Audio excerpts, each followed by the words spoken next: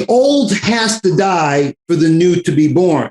So when we're doing some liver detox and we're coming in strong with the liver nutrients and the detox and the coffee enemas and a lot of liver stuff, they're breaking down some old liver cells. Then they go to the medic and they say AST is high, ALT is high, GGT is high, cholesterol is high. They say, your liver is a mess. And I'm saying, no, the old is breaking down, releasing all its content showing up in the blood and urine. So that's exactly what we want to happen. Hello and welcome to the Mineral Minded Podcast.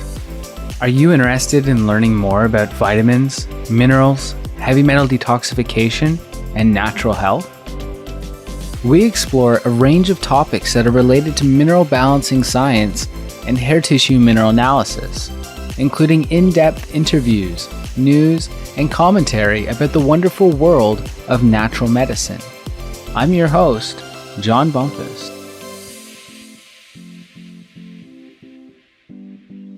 Today on the Mineral Minded Podcast, I spoke with Dr. Robert Selig. Robert has a brilliant mind in the field of HTMA and mineral balancing science. He is a chiropractic doctor as well as a functional medicine practitioner, and he is the owner of Back to Natural Health in Lincoln Park, Chicago. Robert has over 30 years of experience and research in the field of natural health and offers one-on-one guidance to address the root cause of his patients' health conditions.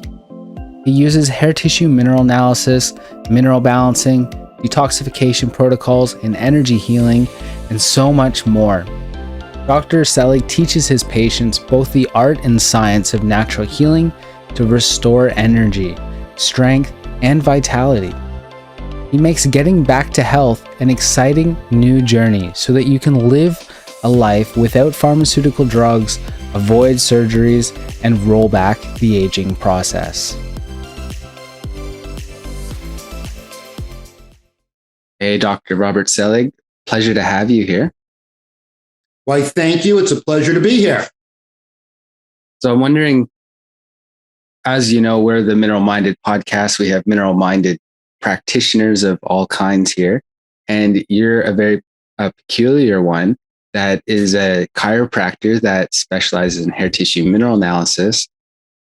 I know you go into alchemy and astrology and energetics of all sorts of stuff. You're like a modern wizard or shaman. So maybe you can give us a little insight on how you got into hair testing and your journey from being a chiro who does a lot of physical manipulation to mineral manipulation. Yeah, it's an interesting story because when I was doing my bachelor work, I was studying at the University of Massachusetts, where I was studying sports medicine, athletic training. And I had to do a report on the ankle. And when I was studying the ankle, somehow I came up on a research article up in the library, and it was talking about ligaments, tendons, connective tissues, and there was a mention of copper. So for whatever reason, that copper just kind of tweaked my interest with the connective tissue connection to copper. And I never forgot about that. It wasn't in my report, of course, but that was the first thing that, copper in the medical articles really fascinated me. And then I just did a little bit of digging and I found about Wilson's disease. And then I had that in the back of my mind. And as a young kid, I was always breaking bones, spraining ligaments, pulling muscles. Every time I went to the dentist, I had a cavity. So between breaking bones and hurting myself, I knew I was a mess. And that's what got me into chiropractic school. So I thought the chiropractic adjustment would fix everything. It didn't. So then I had to do a little bit more digging. And then in chiropractic school, we didn't really get much into the minerals. In fact, magnesium was not mentioned once in chiropractic school. Think about that. Not once. Did they cover nutrition at all? I'm sure they did. do a little bit. We bit. had nutrition classes, but we talked iron, we talked vitamin C, we talked vitamin D, we talked about some of the diseases of nutritional deficiencies, and then I got more into the Wilson's thing, and then I remember reading somewhere in Wilson's, usually the child's born jaundice. And of course, I was born jaundice. So I knew that copper just came to me. And then after I graduated chiropractic school, I was, doing, adjusting everything. Anyone that would move, from cats, dogs, people, I would adjust everything. I wasn't getting the results that I wanted to get. And I was thinking, well, there's got to be a metabolic portion to this. Why aren't the adjustments holding? I was told you adjust everyone, you're going to cure every ailment under the sun, which wasn't true. Of course, it helped. It absolutely was a great modality, the chiropractic, but I had to figure out what was the obstacle to the cure of why I wasn't taking my patients' health to that next better level. Why did their pains always come back? And then I started studying, more into the nutrition. And then I got into homeopathy. When I started studying homeopathy, that's when I found out about the energetics of things. And then eventually, probably about 10, 12 years ago, I started doing the minerals, the hair tissue analysis, to give me a better insight into the mineral matrix. And then that's really what started the journey into hair tissue analysis and understanding how important these minerals are for our physiology, biology, psychology, how cosmology connects to the mineralogy, how it's all connected. And that was such a fascinating thing that has kept me on my quest of always seeking information. And that's where I am kind of today, in a quick Reader's Digest version of my story. No, that's fantastic. Yeah, at some point, I think every practitioner, if you're an acupuncturist or a psychologist or whatever you do, comes to a point where they say, okay, I've exhausted what I can do in this domain that I, studied in school, and we need to look more of a holistic kind of approach to what's going on. And nothing, at least to me, makes more sense than supporting and promoting the optimal cellular function, because I think that's a big one. And if you miss that, it's hard to have someone, you probably see it every day, Robert, about people that don't support their self nutritionally, but then always have muscle cramps and aching pains or whatever in their body. And then they come to you, and I suppose you're going to be more into nutritional support as well. Do the adjustment, see you tomorrow, see you next week. So do you incorporate nutrition in your practice now, and along with homeopathy and stuff? Absolutely. That's the foundation of my practice, is nutrition and addressing the metabolic aspects of the cellular integrity, because structure determines function. So that's why we do want to address the structural components. But we also, if we leave out the metabolic portion, we're missing the mark, and we'll never take someone's health to that next level. So that's why in my practice, it's a little bit of everything. So they come to me, they're going to know from day one that nutrition will be highly emphasized. Mineral balancing will be the hallmark of what I'm doing. Because again, if I don't fix the metabolic portion of the patient, I'll never fix them. And then we'll just be adjusting bone after bone after bone, day after day, and we'll never get anywhere. So I want results. So that's where I want it all. No, that's great. It reminds me of when I studied naturopathy, and we were going through, like you mentioned, obstacles to a cure, which is an important principle. And then the other one is, those disturbing factors, and trying to remove those disturbing factors. And they can be physical, they can be emotional, they can be, I don't know about astrological. I guess there would be some sort of conflicts in that area. Do you have any thoughts on that, where someone might have a predominance towards some sort of challenge? Or so when I'm looking at someone, when I profile a patient, I want to profile them from every aspect. I want to know about their medical history, their pharmacological history, their emotional history, just their complete medical history. I want to know about their mineral profile. I want to know about every antibiotic they've ever taken, every procedure, from dental root canals to whatever. So you're looking for all the energy leaks in the body. So part of the profiling is, I want to know what day of the week you were born on. I want to know your major sun sign. And then I start to see some of the constitutional profiles that you have. So if you're born on a Tuesday, I know you're going to be ruled by the planet Mars. And I know that Mars is going to have a correspondence to the metal iron, potassium, and zinc. And so that's always going to be in my spotlight. And so sometimes you can see these Mars warrior born on Tuesday. Maybe they're also an Aries, or maybe they're also a Scorpion, and they got a lot of Mars in their cycle. So I know that if that Mars energy isn't in balance, then they could be too aggressive. They could have too much iron toxicity. Or on the flip side, they could be anemic and they're not going to be able to fight the righteous fight, because they're going to be the doormat and get walked on, because they don't have the blood to fight the good fight, because you need that oxygen to go to the muscles so you can, fight or flight. And so understanding the energetics of the planets that dominate in someone's chart becomes paramount to help move the case forward. And that's how I use a little bit of everything to profile a patient. Did that make sense? Makes sense to me. I know I've studied a lot of the natural arts. So astrology is not one I actually really got too much into. It was part of our curriculum. It's just I always had this aversion for it because I looked at it and I was like, that's complicated. And it felt overwhelmed, and I just kind of danced away from it. But I do know that, like, when I studied herbalism, it's completely intact. They talk about planetary aspects of herbs and different planetary aspects of organs as well. And I didn't get too much into much further than that. But when I was doing my own reading, it came to this interesting idea that astrology was practiced by most physicians up until like the 17th century. And that was like, if you were like a doctor, you would have studied astrology and incorporated it in your practice. Do you have any thoughts on that? Or yes, absolutely. Hippocrates, the father of modern medicine, remember he gave us that famous quote, "Let food be thy medicine, medicine thy food." His other quote was, "You can't call yourself a doctor if you're not well schooled and versed in astrology." So when I read that quote, I said, now I got to study astrology.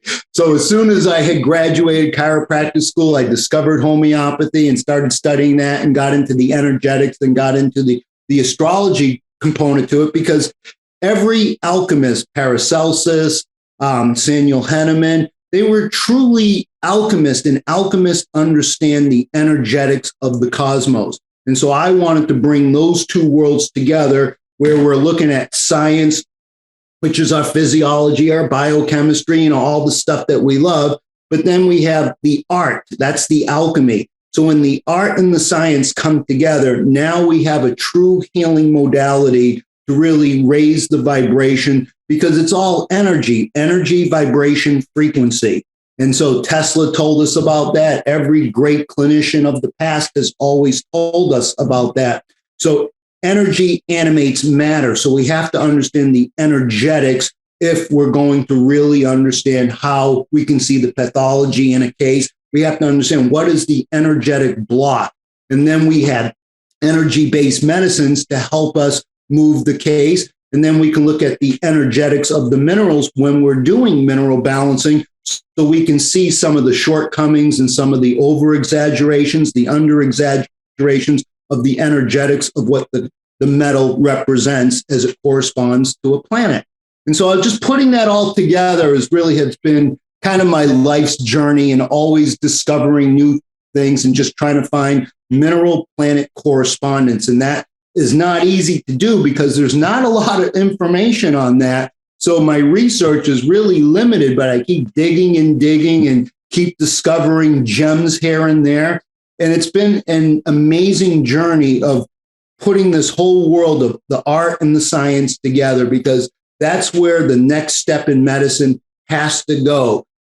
And if we just have a myopic view and we're just looking at biochemistry and trying to, manipulate the minerals and stuff like that, we have to understand there's a vital force, a life force that we don't truly understand everything about it. but understanding the energetics behind gives us a chance to really encapsulate all of it, to put it together so we can, when I'm prescribing homeopathic remedies, or when I see someone that's in a calcium shell or a 4-low, I understand some of the energetics behind what the calcium shell represents or what the 4-low, because I'm going to go right to the planet Saturn, and then I'm going to understand the themes of Saturn and see some of these themes in the patient. And that gives me insight in how I can prescribe some homeopathic to help in that department. So that was long-winded. There's a whole lot of there. So first I just wanted to, let's see if we can unpack it a little bit. So merging the unknown with the known world. The unknown is like that mysterious, subtle reality where human instrument can really delve into, right? The energetics of things, the mind. And then there's the objective, which is more measuring with some sort of device or something. Is subjective and objective, right? Subjective is how you feel, your thoughts. It's kind of a private world. The objective world is more what you can measure, what you can see, what a third person can see, physical signs of what's going on with a person, whereas symptoms sometimes can be a little bit more private, that you have to kind of get that out of someone. So when you merge the subjective and the objective together, you get a truly holistic understanding of what's going on with someone. I think that's, what you're touching on with going with the energetics and the physics there is kind of that one, which I think is fantastic. The other thing, you touched on a lot of stuff. So the other one you talked about, the vital life force. Vital life force is called a lot of different things in different practice, different traditional medicines, right? I like to call it the inner physician. I think it's the healer that any practitioner, if you go and see the outer physician, the doctor, a lot of people go to them and they think, hey, that person's going to heal me. I need to go to this majestic doctor and they're going to heal me. And any true physician, maybe you can comment, Dr. Robert, about, the true healer and even the true, path of a doctor is to encourage the person's or the patient's or the client's own healing ability. And that's what's going to do all the magic, whether or not it's physical minerals, homeopathy, acupuncture, whatever you're going to do, you're trying to encourage that vital life force to do its work, that inner physician, that inner healer. That's a good name. I like that, the inner healer. But the vital force to me is so important. So when we see someone going through a mineral balancing program, we as clinicians have to be able to delineate, when something happens, are they getting worse or are they getting better? So I have to be able to see where the vital force is going. You may be dumping a metal and that may cause some acute symptoms that show up, but I have to be able to delineate, is this really, is the disease progressing or is the disease reversing? The healing reaction. We're always looking at the vital force, and then when you think about part of the healing journey is, every doctor takes that Hippocratic oath, and under the Oracle of Delphi, under the god of Apollo, it says, physician, know thyself, physician, heal thyself. So every physician worth their weight in salt must be working on themselves. So we earn the right. As we heal ourselves, then we earn the rite of passage to help others. And so if we don't work on ourselves, then we become the hypocrite, or, just we're talking smack and we're, so I think it's so important that every clinician in the healing tradition is always working on themselves. And that's has been my quest, because I always trusted that my body will heal whatever comes my way. And I've dealt with, broken bones and bad teeth and, a gazillion things along the way, dealing with my own copper toxicity. But I knew that I would eventually, take it to that next level. And I never gave up and I kept on moving. But I always remembered, physician, know thyself, heal thyself. And so then I've taken that to heart so I can be, the best practitioner for my patients in my environment. Did I answer that question, or did I leave something out? It's just, I wasn't really a question. It was just kind of like a statement that we both kind of had on the vital life force, it's interesting. You touched on like the healing reaction, the disease reaction, and going across the razor there, where if an exaggerated healing response goes too long, at least in my perspective, and is that all symptoms are signs of the body trying to heal. It's the vital life force doing something. But so if that's true, then someone with a symptom or sign or whatever that they've had for 5-10 years, it's the body attempted cure, but doesn't. It's like, so it just doesn't completely get there. So they have this disease reaction rather than the healing reaction. It's a matter of perspective and how long it's taken and if it was able to actually do it, right? Someone always has headaches or whatever. That's a sign and symptom, but they can be temporary if you're dumping metals, or they could be chronic. Both are the result of the vital life force. Do you agree with that part? Oh, yes. Just kind of working with many patients, you see that they're going through a metal dump. I had this, she's in her 70s and she had an extreme mercury dump. So I saw her hair test. I knew she was dumping copious amounts of mercury, which is great. You always want those metals coming out. But the mercury dump irritated the kidneys, causing her blood pressure to spike. So her blood pressure went like 185 over 110. And people are freaking out. And I said, I had to tell her, I go, you can go to the emergency room and they'll undo everything that we've worked hard. If we dog it out and we manage this and we slow some things down, add a couple things here, we can get that blood pressure, give me a week or so, we'll get that blood pressure back to, it'll come back to earth. And as we're dumping this metal, it's going to irritate the kidney. So she was courageous and said, I understand that. I'm not going to go to the doctors and have them put me on, diuretics or calcium channel blockers or angiotensin medications. She wanted to do it the natural way. And she knew that she could go through this, aggravation of having the high blood pressure, which caused her eyes to be a little bit dizzy, a little bit of headachy, but she dogged it out. Within a week, her blood pressure came back to earth. And so it took courage that we didn't panic. But, when you see someone's blood pressure like alarmingly high, I knew that I had about a month before I had to worry about a stroke or heart attack or something serious. So I was, I gave her full disclosure. I said, you can go to the emergency room if you want, but they're not going to really fix what we've been working on, on getting you healthy. So she dogged it out and was courageous and went on the hero's journey, and she's still doing great. So those are some of the things that we see in everyday practice. So, we may see someone that had eczema as a kid, and all of a sudden we put them on a mineral balancing program. All of a sudden that eczema comes back. So I'm looking at it from the laws of cure.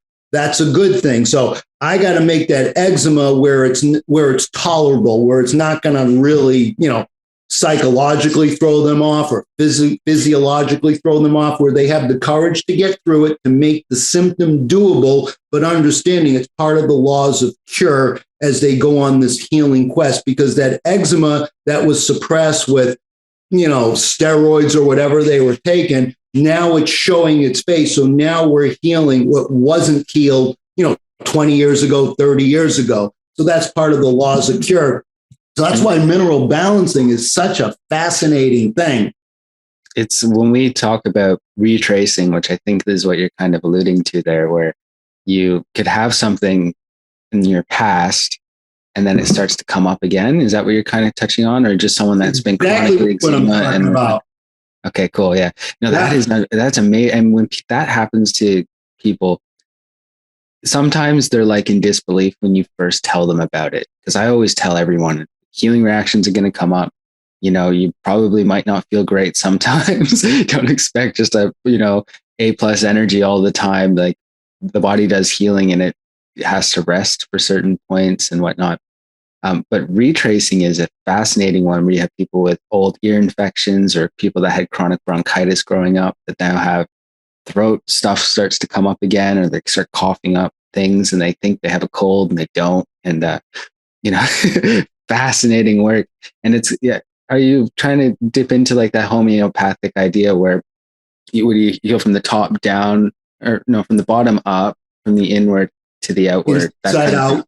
Yeah, absolutely. That's part of the laws of cure. And that's where when I'm using homeopathy, so when we're going to a mineral balancing program and someone that we'll use the eczema as a child example, and all of a sudden that eczema shows up, and they haven't had it in 15, 20 years. They've been symptom free. Now, all of a sudden it shows up. So now this is where I come in with the homeopathic remedy to minimize the aggravation of the eczema that just was, itching or ugly or whatever it was. And so that's always part of the laws of cure. And that's what makes retracing such a fascinating part of this, because as clinicians, the hardest thing is working someone through an aggravation. Do they think they're dying? They think they're getting worse. They think, this isn't working. And I'm saying this is exactly what is supposed to be happening, because we look back on the case history. Remember, you had eczema when you were 7 years old, when you hit that Mercury cycle. We went into that, that eczema flare up back then. And then you took the antibiotics, you took the steroids, and it went away. And now here we are 20 years later. Now it's showing up again. So understanding the psychology and the physicality of going through a retracing is probably the hardest thing as clinicians, of how do we guide them through it? Maybe we have to slow down the nutrients. Maybe we have to up some of the detoxes. Maybe we come in with the homeopathic remedy. So we got little things in our toolbox to help guide them through the aggravation, the herx, the retracing, or whatever you want to call it. And I ask you a question that I don't really, I think my answer is probably going to be similar to yours, but when it comes to using homeopathy to help symptoms, there's some people that think if you stop the symptom with the homeopathic remedy, you're basically doing what a pharmaceutical drug would do with you're managing symptoms. You could be blocking healing. Or sometimes people, try to encourage it. So for example, if you have a fever, do you use a sauna, right? The sauna creates a fever. Or do you try and use cold therapy to stop the fever, right? So in homeopathy, if you had someone say eczema, in some way, it's a symptom of the body trying to get stuff out of and into, out of the body, basically through the lymphatic system or whatever.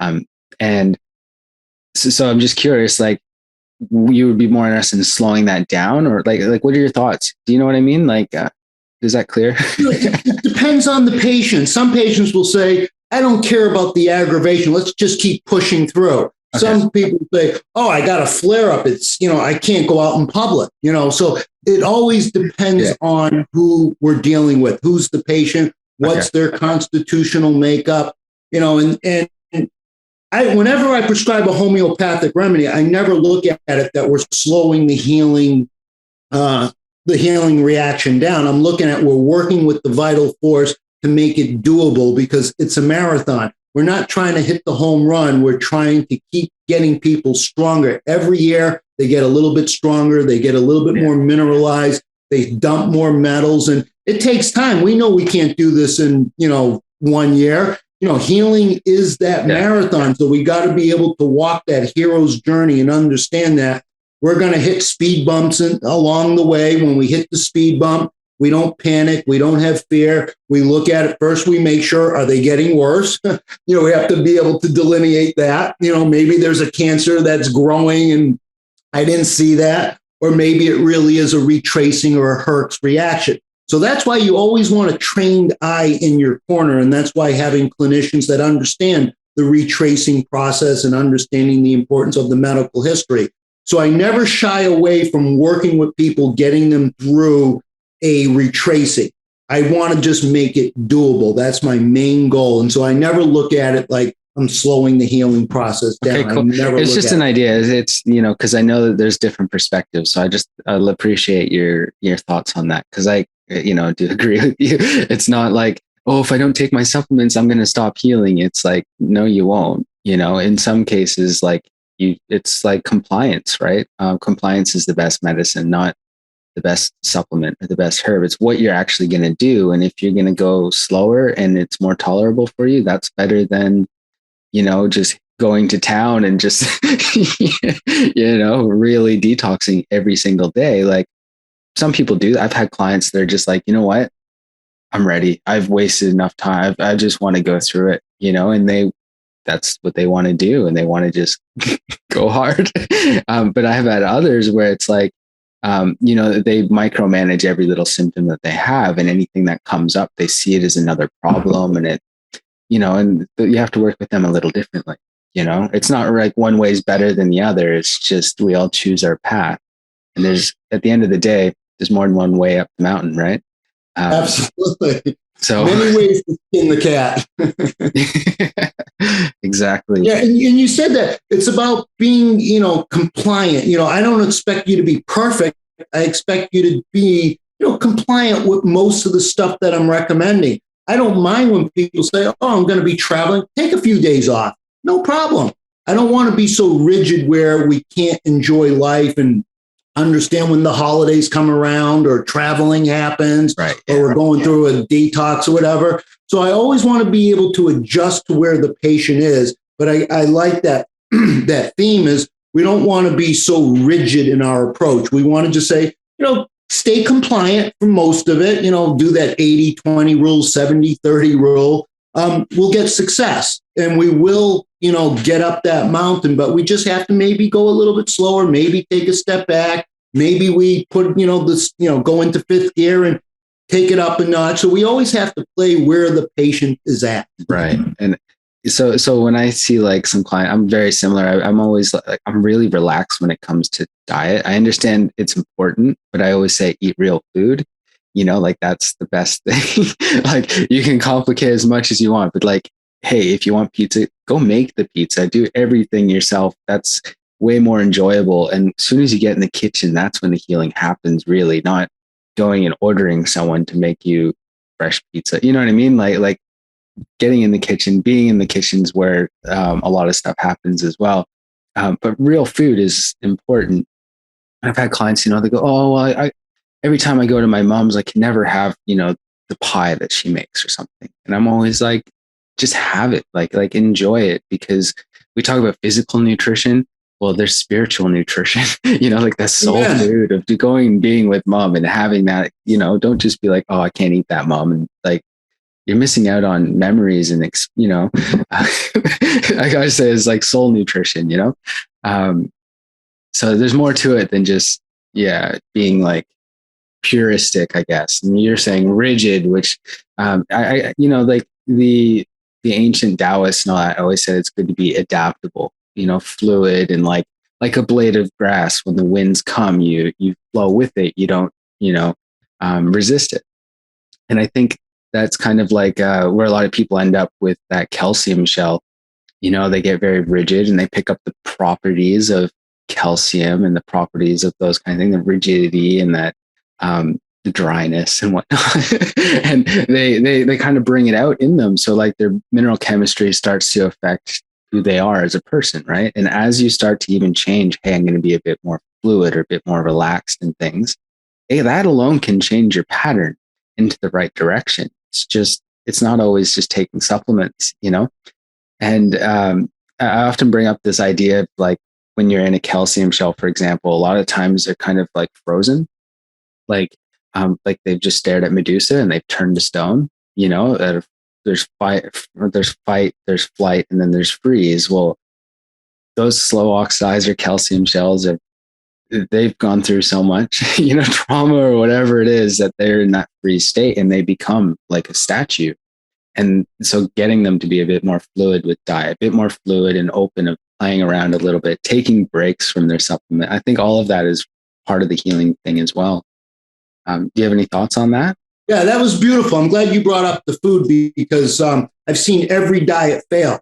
You may need to, go on a keto diet for a year. You may need to go vegan for a year. You may need to do whatever diet, but every diet ultimately fails. So I'm like you. I say, eat locally, eat organically, eat seasonally, and eat intuitively. Trust yourself.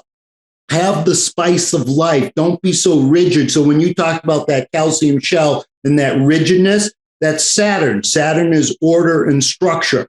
When you become too ordered, too structured, you become rigid. That rigid is that calcium shell. And that's where I can come in with, many Saturn-related homeopathic remedies. You come in with the calcium families, the calc phos, the calc carbs, the calc floors. You come in with stramonium. You come in, there's a gazillion Saturn remedies. So if you see someone that's too rigid in this mindset or that mindset, we have to soften it, make them more flexible so we can break this wall down.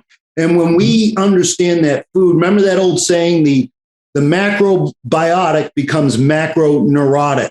So we want to enjoy food. We want that, we really want the spice of life, to eat a little bit of everything. It's a birthday party, have the cake. You're going to make yourself cuckoo if you don't understand. It's okay to have an indiscretion without the guilt rotting you. I want that freedom in my patients to say, it's okay to eat, within reason. It's okay to have your guilty little pleasure for, once in a while. And so my goal is not to make them so rigid, to be fearful of a tomato or a peanut or this or that, is to build them up so they'll never fear food, because food is meant to be eaten and enjoyed. And that raises the vibration. When we feel that food vibration, it's one of the most beautiful things. So I love that you brought that up, because the last thing I want to do is micromanage every morsel of, you can only have this many, you got to have this many vegetables or this much protein, and you got to have zero sugar. Where's the fun? Life is meant to be enjoyed. Healing should be enjoyable. So we always want to bring the right attitude to our healing, whether we're popping the pills. When I always tell patients, when we're taking let's say we're taking magnesium, when you're taking magnesium, feel the magnetic energy of the sun. You're taking in the life force. When you're taking that zinc, you're taking Mars, you're taking the moon, you're taking that Jupiter energy into you. So even when I tell someone to take a homeopathic remedy, I say, take the remedy, hold it to your heart, and say, ask yourself how you want that remedy to help you. So you do your own blessing, your own prayer. So you're potentizing the remedy with your intention. It's all about intention and rhythm and vibration. So you kind of incorporate like affirmations with that time that people spend to take their supplements. It's like, well, that's beautiful. I've thought of that a lot. My wife, talked with me about that quite a bit, and we learned it from flower essences, right? You would take like a pansy or whatever, blue pansy, and then be like, now think about, this affirmation of this flower. And that it's the remedy for whatever you're going through, but then also you spending time and getting back into that state of, this is what I intend with this, is a lot better than mindlessly taking something, and, just to touch it with just a last thing on that food, was like, when you were talking, it reminded me of, if you deny yourself of eating that cake or whatever it is, but instead you go and you eat the organic, blessed by monks, whatever food you get, and you don't enjoy it, versus the person that eats the cake and enjoys it, which one's actually getting more nourished there? I would probably say the person eating the cake, because if you're not enjoying your food, you're not getting nourished. To me, at least, regardless of what physical stuff's there. I think it's a bit more like, that enjoyment, as you said, very important. It is. And there has to be a balance. If all you're eating is Twinkies, ding dongs, and ho-hos and crap and garbage, of course we got to have some, some discipline. But people in the health community, they tend to get so rigid in, I can't eat this, I can't eat that. I don't want these phobias of food. I want that food to be life. And so again, if you want to have cake, get your own eggs, get some good flour, get the best ingredients that you can buy and make it yourself. Yeah, that's it. And that's where the kitchen becomes the alchemical laboratory to really create. That's health. What I was getting on before. So that's why I love that you brought that up, because we see in our business, people get too fanatical. And so that fanaticism just becomes very crazy, and that can increase a shell or do something to a mineral pattern, because we're not enjoying the beauty of life. And food is certainly one of the great, beautiful things of life. And so I want people to enjoy their food, to digest their food. And so that's why I really love the fact that you brought that up. And I think it's a great thing, because not enough clinicians are emphasizing the joy of eating. So we better have a healthy relationship to food, not to control and micromanage everything, but having that good, healthy relationship, I think, is paramount to really, raising the vibration. Yeah, absolutely. I'm curious about your thoughts on this is something I learned from Dr. Paul Eck, and it was that taking your supplements regularly. Usually if you're on a mineral balancing program, we say take them regularly, sometimes 3 times a day, sometimes more, depending on what you're doing, right? Sometimes once a day. But it's that setting that cadence, continually taking it to kind of shift things in the direction we intend to do. So some people are super rigid with their supplements, and they will take them at the same time, always 3, 4, whatever it says for the recommendation. And they'll do that, faithfully, I guess is the word, religiously. I don't know what it is. But they'll just stick to that program.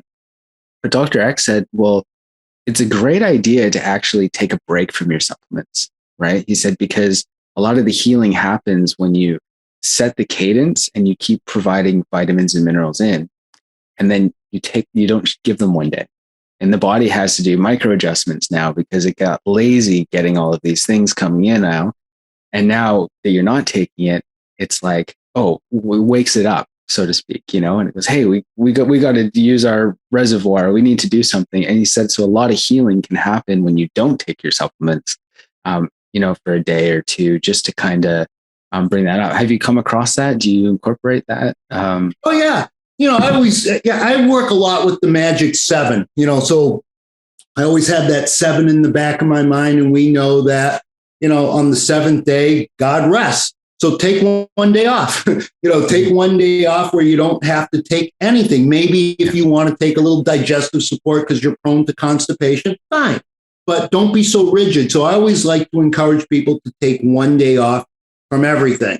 Yeah, me too. That's why I didn't know that, but it's nice to know you do that too. Yeah. And then, I always tell patients, I go like in the kidney hour, we want to be able to get those liquid nutrient minerals into our water so the kidneys will activate them during the kidney hour. So I'm always looking at where their weakness is constitutionally. And I said, this is a good time for you to take this remedy because it fits your astrological profile. And so there's the energetics of things, but I don't hold it so rigid where they always have to do it because every day can be a little bit different. So we don't know what's going to happen on any given day. So I'm looking for consistency, and I'm looking for that they just follow the protocol with freedom to take days off, with freedom to say, I don't feel like taking this. Then I hear a lot of people that they're doing coffee enemas. I say, take a week off from coffee enemas and just let your own body just flow. And people say, well, if I don't do the coffee, I'm not going. I say, you'll go, you'll be just fine. And then they're usually 99% of the time, they're just fine. So I don't want people to get so addicted to just, I got to do this, I got to do that. Because again, that brings out that rigid Saturn energy, and that can be detrimental in the healing program. You touched on that 7, the magical 7. I know you've correlated with the chakras and the life stages and stuff.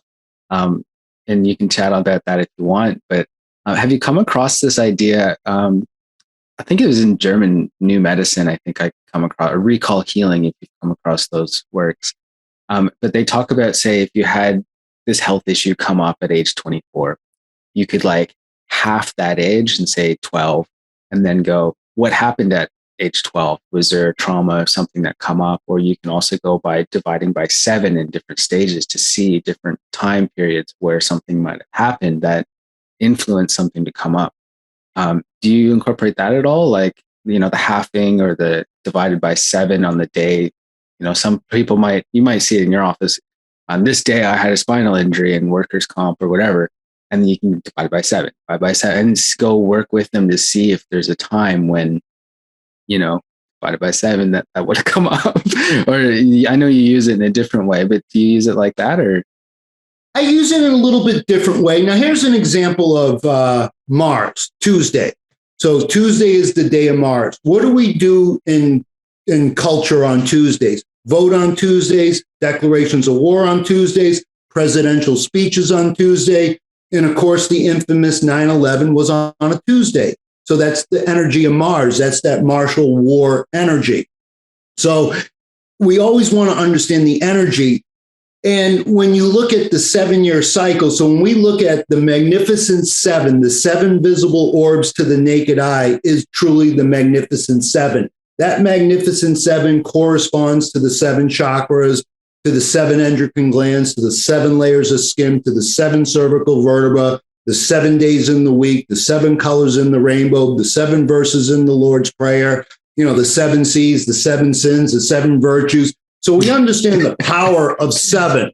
That's just coincidence. What are you talking about? Yeah, right. Everything's a coincidence. So then, when we look at the cycles of time, the first 0 to 7 years is the moon cycle. So I'm always looking at what happened in that moon cycle for the child. So the moon governs the nocturnal. What does the baby do the first year of life? It sleeps. The moon governs the breast and the stomach. What does the baby feed off of? The breast milk. And, we understand that this moon energy has everything to do with the unconscious and the dream world. So nothing's going to reflect like the moon. So when we think of the moon, we think of the water, we think of the menstrual cycle because the water is the blood. So the moon is a 28-day cycle. The menstrual cycle is a 28, 29-day cycle. So we see that correspondence. And when that moon energy is off, because maybe the woman later in life is having, periods from hell and stuff like that. And so that corresponds to that moon energy. So when I see this moon energy showing up, then I know I can come in with a moon remedy. So when I look at the 7 cycles, 0 to 7 is the moon. Then when you hit age 7 to 14, you go into that Mercury cycle. That's Curious George. That's intelligence and communication. And that's when we get a lot of the throat infections and the ear and sinus infections. And so we see that in that Mercury cycle. And then when we hit age 14, what comes online? Puberty. That's the first copper timeline between 14 and 21. Then we go through 3 7-year sun cycles. Then when we hit age 42 to 49, that's Mars. Mars rules the gallbladder. People don't understand that gallbladder is connected to Mars. Most people get their gallbladders removed during that 42 to 49 year window. And that's the calcified aggression that wasn't dealt with energetically. Then that calcified aggression becomes the gallstones, the gall of life, the bilious temperament. And then when we go into 49 to 56, we hit the Jupiter cycle. That's when most people put on weight because Jupiter rules the liver. Jupiter is growth and expansion. When we're not growing and expanding consciously, we grow and expand around the waistline. So most people get the high cholesterol, the bilious stuff, the liver fire rising, the floaters in the eyes, the headaches, the grinding of the teeth, all the neck pains and stuff. When that liver fire rises, we got to understand that liver Jupiterian connection. So we come in with remedies to help soothe that and work through that. And then the final cycle is the Saturn cycle from 56 to 63. So I'm in my Saturn cycle right now. I'm 59. So I'm doing everything to focus on Saturn, bones, skin, teeth, and nails. The first 3 months in my Saturn cycle, I have an old Mercury filling that fell out. So that was, it's like, I got to pay attention to my teeth. Then about 6 months ago, I broke this digit. So that's another Saturn energy. So everything right now, I'm paying attention to strengthening my teeth and my bones. So I'm doing a lot of Qigong, understanding everything about calcium metabolism. And I'm really understanding the energetics of Saturn, which is cold and distant. So I'm learning how to be by myself. I'm learning how to do some meditation. I'm learning how to do the Qigong bone tapping. During this 7-year cycle, I'm ready for Saturn. So I don't break any more bones or any more teeth fall out. So you're doing calcium supplementation, I guess, yeah? Absolutely. So you do, just curious, everyone comes at it a little different. Are you taking it up to the RDA? Or are you going higher than that, over 1,000 milligrams? Or just curious, if you don't have to share. I vary from day to day. I don't say I have to take X amount of pills of, usually I take a Coral Legend, which is from Premier Research Lab, which is a calcium magnesium. And I love that company because they have the highest quality. So some days I may take a few more pills. Some days I may take a few less pills. So it depends on how I'm feeling. I'm always listening to my body. I kind of muscle test myself to see, I need to take a couple extra more. But every day I'm probably taking a little bit of a calcium remedy, whether I'm taking, calcium, or whether I'm taking silica, or whether I'm taking stramonium homeopathically, or whether I'm taking other cell salts, or, all related to that Saturn theme. But energetically, I understand the theme of Saturn, but physically I'm working on my bones. So I'm doing, a lot of bone type of exercises.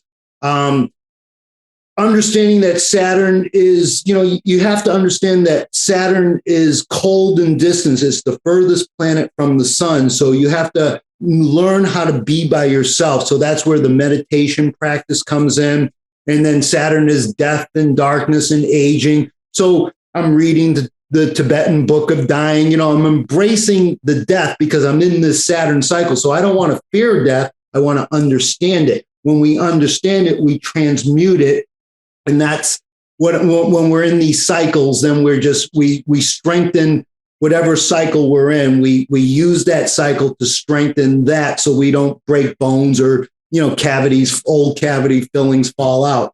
So that's kind of in a simple nutshell. Then once you finish that Saturn cycle, then it repeats. You go back into a moon cycle, a Mercury cycle, a Venus cycle.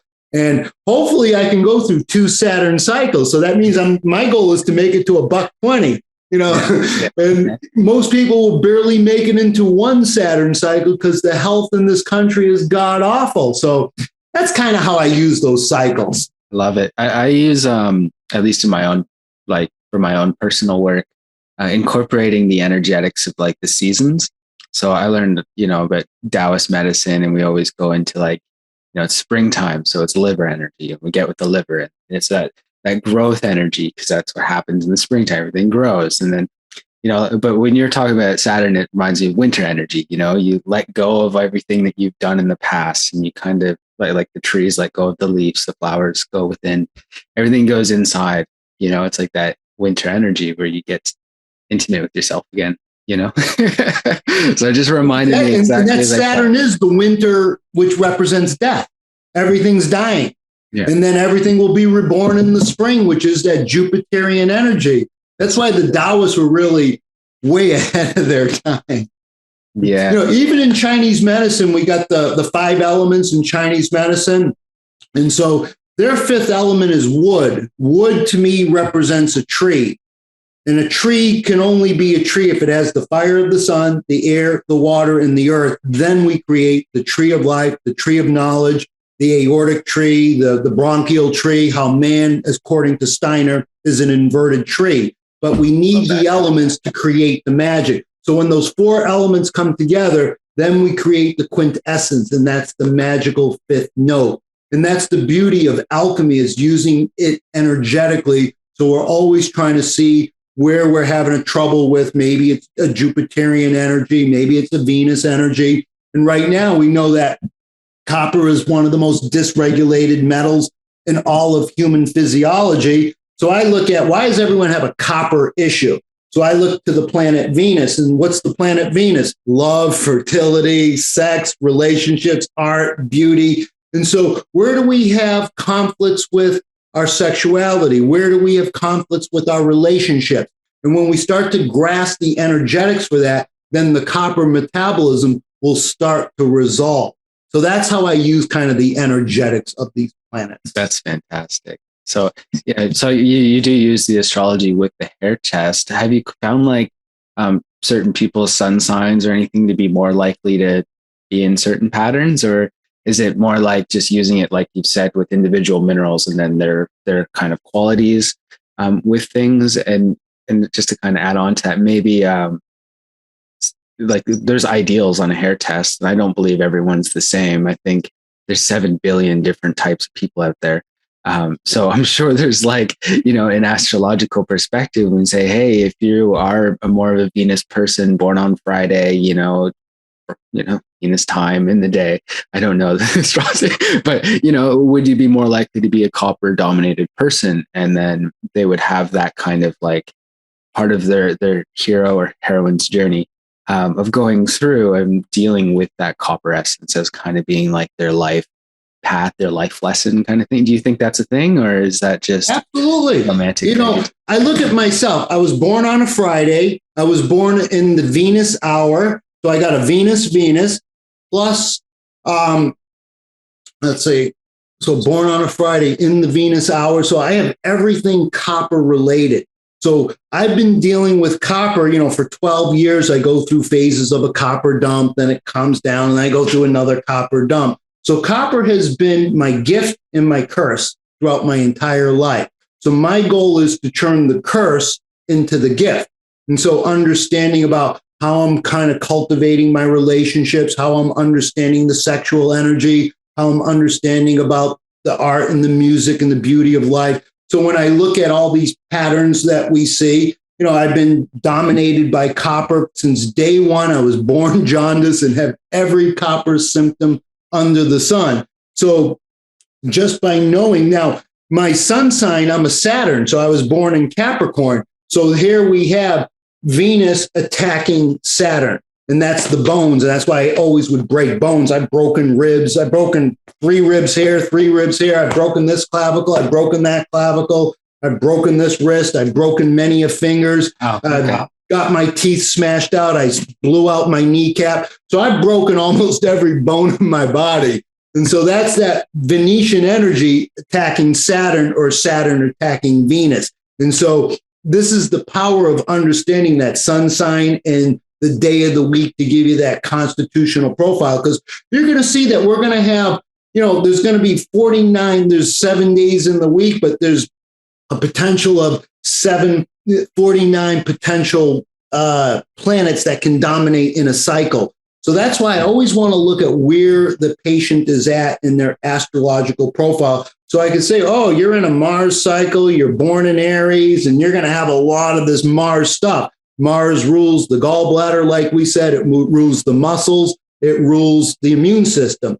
So what mineral is always fighting for your immune system? That's zinc. Zinc is, it's the higher octave of iron. So it's churning on your white blood cells so you can have immune system. It lines every fluid in your body. So it acts as an antiseptic for, salivary fluids, menstrual fluids, seminal fluids, the fluids, the synovial fluids, the cerebral spinal fluids. So all the fluids have zinc in it to act as an antiseptic to keep the infections from getting into our fluids. That's that energy of Mars fighting for your immune system. The herb echinacea is a Mars plant, and so that's always fighting for your immune system. So now if we're dealing with more blood, that's going to be more iron. So when we look at that Mars, your blood is red because of iron, where the planet Mars is red because of iron. So iron rules the blood. And so Mars rules the blood, it rules the gallbladder, it rules your immune system, it rules the muscles. So if someone's always pulling muscles and straining stuff, then we're going to look at that Mars energy, and then I'm going to figure out which remedy I need to come in or how to manipulate the minerals to kind of bring that up a notch. Do you use iron supplementation? I know it's one of the black sheep of hair testing and mineral balancing. Do you use it, or are you more likely to use like a homeopathic remedy for that kind of situation for them? I do both. Usually I'll start someone with a cell salt iron phosphate, 6x potency, and that can actually change a lab profile. So you can see someone, their hemoglobin is low. You put them on iron phosphate 6x, give it about 6 months, it can change that profile on the lab. Okay. Sometimes I will come in with, the mineral iron. I usually use Premier Research Phyto Iron. I love that. It's kind of a plant-based iron, and it's very easily absorbable, and I haven't seen any complications from it, and I'm loving that one. I've only been working with that product for less than 2 years, but I'm seeing good results with that. So yes, I use iron both physically and I use it energetically in potency. So just curious, just putting some of this astrology in practice, you talked about that Mars energy with muscle strains and all that. Are you more likely to look at iron status in the blood and look at other things to see what's going on there, to see if that's playing a role? Or you're just going to go, okay, Yeah, no, I don't just do hair testing. So when I'm profiling, I'm using all the tests. So I'm going to do a blood profile. So I want to know about your ceruloplasmin. I want to know about your ferritin, your transferrin. I want to know about the liver enzymes. And, I want to know about everything. Where is that cholesterol? If that cholesterol is high, I'm thinking liver. So I'm thinking most of the adult populations walking around with high cholesterol. It's not the enemy. It just means that we got some liver stagnation. We got liver fire because that cholesterol is so important. And so we want to understand cholesterol, not suppress it with statin drugs. And if someone really has extreme high cholesterol, we have nutrient strategies to lower the cholesterol as we're working on the liver, as we're detoxing the liver. So yes, I kind of like using a little bit of everything. No, that's fantastic. I know a lot of the times when I work with clients, they're a little hesitant to go towards more testing, when we might be able to get a blood test. And sometimes it's like pulling teeth to get them to test their thyroid. So it's great that you're able to just do all of the tests. I'm struggling just to get, a couple of tests in there just because I'm actually interested in knowing what's going on. Or, worried about potential Hashimoto's or something. And some people just don't like to invest in that, seeing what's going on with themselves. Yeah. So.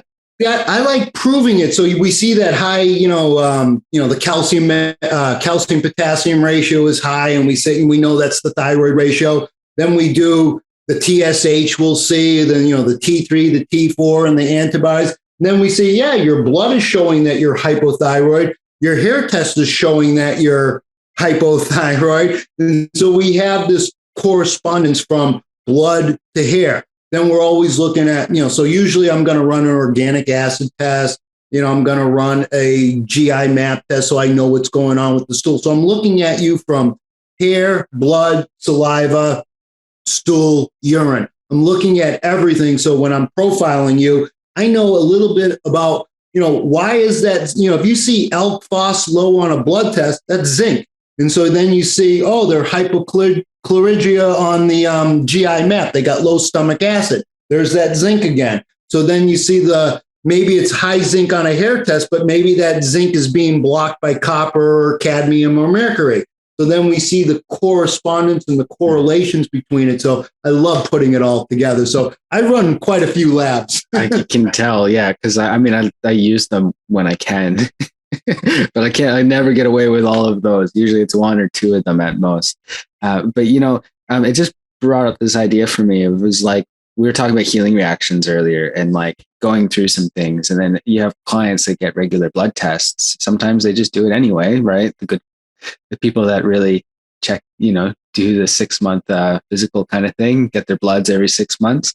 And they might go through a period and they go, hey, my thyroid's way slower than it was before. But they overlook the fact that maybe they're mobilizing mercury, maybe they're dumping copper, and that can influence the blood tests. At least in my perspective. Do you have thoughts on that? Yeah. When someone's doing a detox, so the old has to die for the new to be born. So when we're doing some liver detox and we're coming in strong with the liver nutrients and the detox and the coffee enemas and a lot of liver stuff, they're breaking down some old liver cells. Then they go to the medic and they say AST is high, ALT is high, GGT is high, cholesterol is high. They say, your liver is a mess. And I'm saying, no, the old is breaking down, releasing all its content showing up in the blood and urine. So that's exactly what we want to happen. So if you take someone's liver, or you take a child, 7-year-old kid, you cut out half their liver, it's going to grow back in 1 year. It's the most regenerative organ in the body. So when we see a lot of this garbage coming out, we're saying, you're breaking down these old senescent cells, and now liver is live. Now that living is starting to come online. You're tapping into that Jupiterian energy of growth and expansion. But first, the old has to die before the new can be built up. So yes, I'm always comparing and contrasting. Well, just because sometimes like if you don't ask others, especially in this field, there's like a lack of communication among practitioners. We know we're aware of each other, but we don't chat, maybe it'll be on a Facebook post or something, but it doesn't seem to go much further than that, unless I'm the odd one out here. But I think that's how it goes. But so I love asking people about that. And that's one of the goals of this podcast, is to connect with people and get their ideas on things, because sometimes you might just feel like you're the only one thinking this, but you, like, as I brought up just now, you do that too. So it's like, cool. So I think we have a lot more in common than we might know, Fantastic. Yeah, and I appreciate that work that you're bridging, because I didn't reach out. I'm kind of shy and I stay in my own world, but you're more on the, you're younger. Well, I got 30 years on you, so I guess I could call you younger. You're opening up the portals to what's going on with other practitioners, old, new, bringing it all together, and I think that's beautiful. So I praise you for the work that you're doing, and that to me is, we learn from everyone. I'm going to learn from you. I'm going to learn from Malter. I'm going to learn from everyone. I may not agree with what everyone says, but I'm always learning.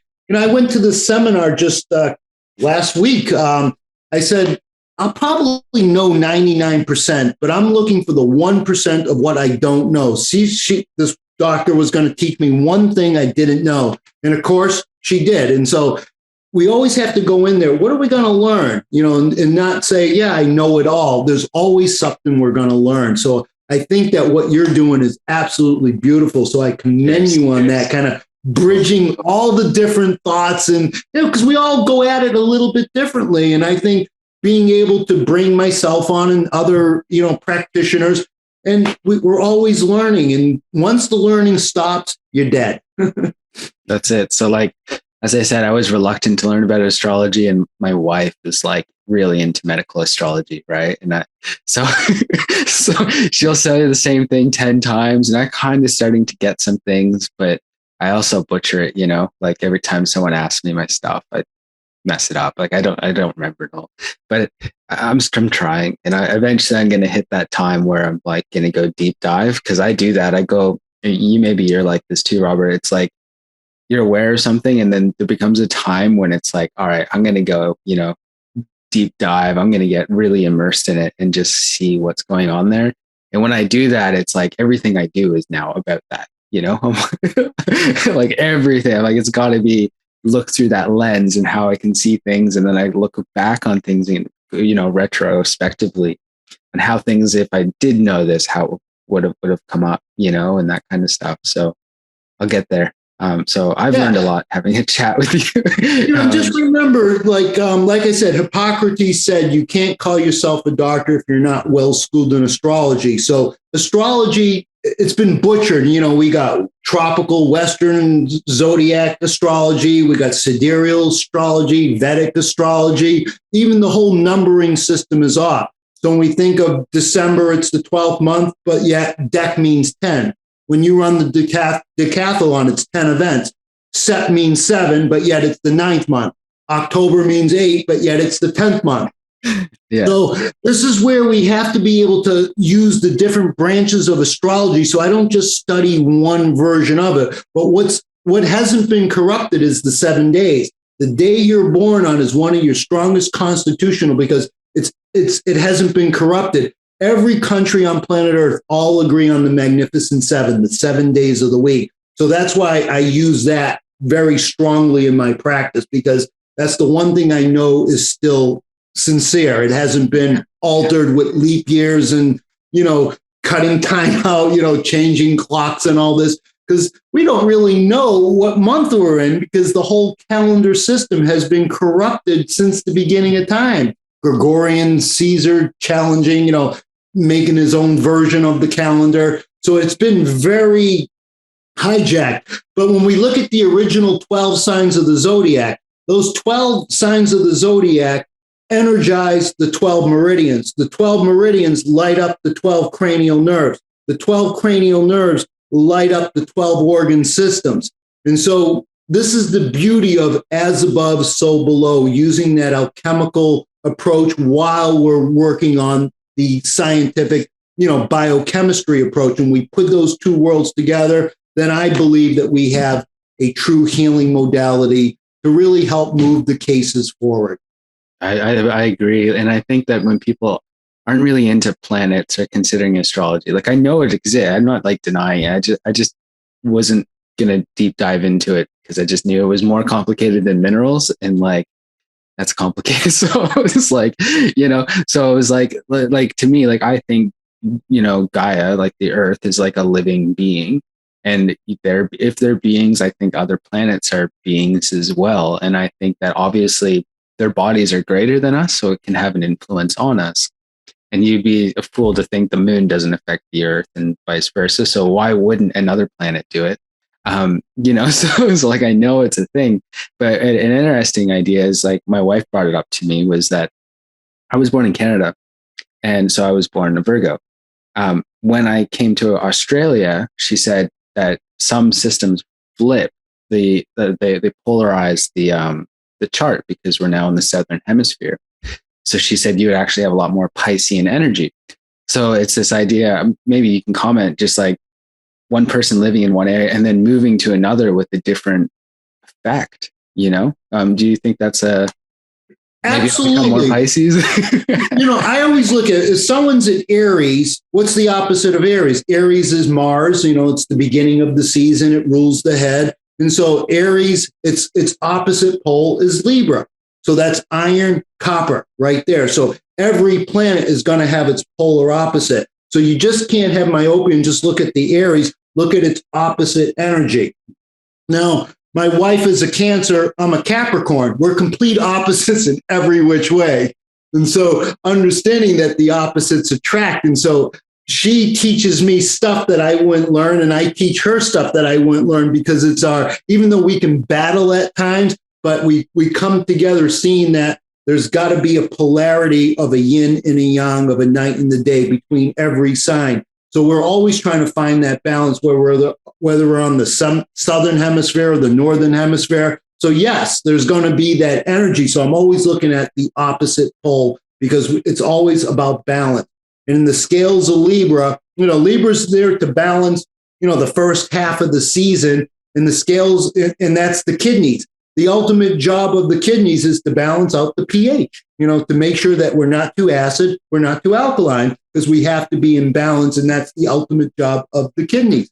And so I just love how your wife is encouraging you to see the different energies behind it, because, astrology is a study. And believe me, I'm not an astrologist, but I'm learning and I'm studying it every day. I'm actually going to try to put together a course. It's going to be a 7-session course where I'm going to teach, we'll start with, Sunday, and we'll look at everything Sunday, from homeopathics to the minerals of the sun, to the herbs of the sun, to the energetics of the sun. So we learn the aspects of the sun, and then I'll do each day. So I'm working on that. That's fantastic. When you do a course on something, and I learned this when I did my course, it's that something, but when you have to teach it to someone else is how you really know that you know it, because you start to notice things, or even as you're teaching, like they're like aha moments that you knew, but until you put it all together, you really see it kind of come through, right? So, I'll take your course. I know my wife would anyway. So, because she's always asking me, what's the astrological effect of this? Or how do you think astrology would affect a hair test? And I'm like, you got to talk to Dr. Robert Selig. I'm like, I don't know. And when I was telling her I was going to have a chat with you, I was like, it might be better if you interview, because you know more about this stuff. You have good questions. I don't know much about it, but I guess it's good for the listeners, because if I don't know, they might not know either, and we can learn together. Yeah, so I got to go slow with the more esoteric things, because the world really hasn't been schooled in it. So I don't want to lose patience because I'm talking voodoo and hocus pocus and new age smack and all that stuff. So I got to introduce it more intelligently. So when I say that magnesium is the sun, how do we know magnesium is the sun? I go, photosynthesis does not happen without magnesium. So in the porphyrin ring of a plant, of the chlorophyll, it's magnesium, where in the porphyrin ring of your blood, it's iron. So the only difference between you and a plant is magnesium and iron. So the magnetic energy of the sun, it sets the table for the entire food chain for planet Earth is because of magnesium. Every time we see ATP, the universal currency, you need the spark of the sun to break the triphosphate bond to release the phosphate to create the energy. And without magnesium, it doesn't work. So magnesium captures the quintessence of the sun. People think vitamin D is the sun. Vitamin C is the sun. Well, that vitamin D we know has to be activated in the liver, has to be activated in the kidneys, and the enzyme the alpha hydroxylase enzyme requires magnesium, oxygen, and NADPH to make those enzymes in the liver and the kidney work. So to make active vitamin D. So if you have a magnesium deficiency, you can't turn on your vitamin D. So the real sun nutrient isn't D, isn't C, it's magnesium. Yeah, the mineral mind is kind of why we called it this, is to think minerals are, not to say that they're better than vitamins, but they are, mostly in the fact that like your minerals govern your vitamin functions. So if you don't have the mineral, it doesn't matter how much of the vitamin you have. And so, when you talk about the sun being magnesium, the first thing I thought was, oh, chlorophyll, that's magnesium. I got that right away. But for some people, you got to kind of take them through the steps. I always remember, because you talked about going a little bit into the new agey stuff. I remember David Wolf talks about the sun, and he's like, it resonates at the same octave as chocolate, which is magnesium's high. Yeah. And then he said, which resonates at the same frequency as a smile. And then it's like, and then of course you have like the sciencey fact checkers. They're like, bollocks, not true. But in some way, the sun is connected with, like you can't be really happy without the sun either. You have sad seasonal affective disorder as well, right? So he's not like wrong, but he come at it in a way that was a little too woo for the scientific community, But I still always remember it when you were saying. I kind of remembered him saying that, So. When you think about the sun has to go through the 12 houses. And I said magnesium is the magnetic energy of the sun. No coincidence that magnesium is number 12 on the periodic table. So we see all these little correspondence and correlations, and that's the beauty of the alchemy, is just kind of putting it all together, and we can bring the minerals to life, understanding that magnetic energy, that spark of life. And every time we take a picture, remember, we don't do it these days, but back in the old days when you hit the camera and that bulb spark, that was magnesium. That was the spark, like the sun when it hit your eyes. So we see all these, correlations, and it's really amazing. So That's why I always said that magnesium is the quarterback in the mineral matrix, because it's the sun. Not that Saturn and Mars and Jupiter are not important. Of course they are, but the quarterback is the sun. So that's why I always look at where is that magnesium in the human body. And that's why I love hair testing to really evaluate the status of magnesium. They say teamwork makes the dream work, right? And they say, whenever you have a science, like a true science, see if I can compile multiple quotes into one thing. So whenever you have a true science, it eventually becomes the philosophy and the principles that build it up and all that. But it eventually becomes an art. And so you have the scientific modules and approach to it, but eventually it becomes more artistic as far as how you work with it, right? And mineral balancing is very much like that. We have the science, but then you have different flavors of practitioners and the way that they kind of express the same information in a different way, because it becomes a bit of an art, and with your experience as well. And it reminds me of that other quote. It says, I, is art. It's not good grammar, but I am art, right? And science is we. All of us that are working it together. So we all have our little bit of our artistic approach and how we learn things, and what comes together as the science, and I think hair testing and mineral balancing really embodies that, especially in this field of natural medicine, which is already an art as well, because, medicine itself is an art and a science. So I think it's great.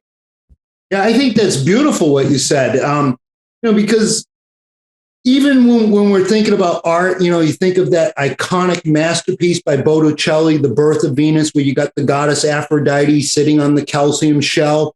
That painting was painted in the island of Cyprus. Cyprus in Latin means what? Cuprum, Copper. Yeah. copper. Yeah. So the birth of the feminine is the birth of copper. No coincidence that the most feminine planet, Venus, the metal of Venus, is copper. So we start to see all these correspondence always showing up. Brilliant. Yeah. Well, I don't want to keep you much longer, Robert, because I'm really enjoying our conversation, but maybe we can have you on again in the future and we can go a bit more into some of this stuff, but I don't want to take too much of your time. So I just want to thank you for all that you've shared today and your interesting perspectives and the way that you've kind of merged this non-physical and physical worlds together to create, a dreamland, I guess we can say. So thank you for that. You're very welcome. I always say we have 3 eyes, 2 eyes for looking, 1 eye for seeing. And so we always want that inner vision. And that's where we're always trying to balance everything out. And that's the beautiful thing of being able to come on your show and to express my thoughts and listening to other people. So thank you for what you're doing. I'm really encouraged to see that you're reaching out to all of us. So good job. Thanks a lot, Robert. You take care.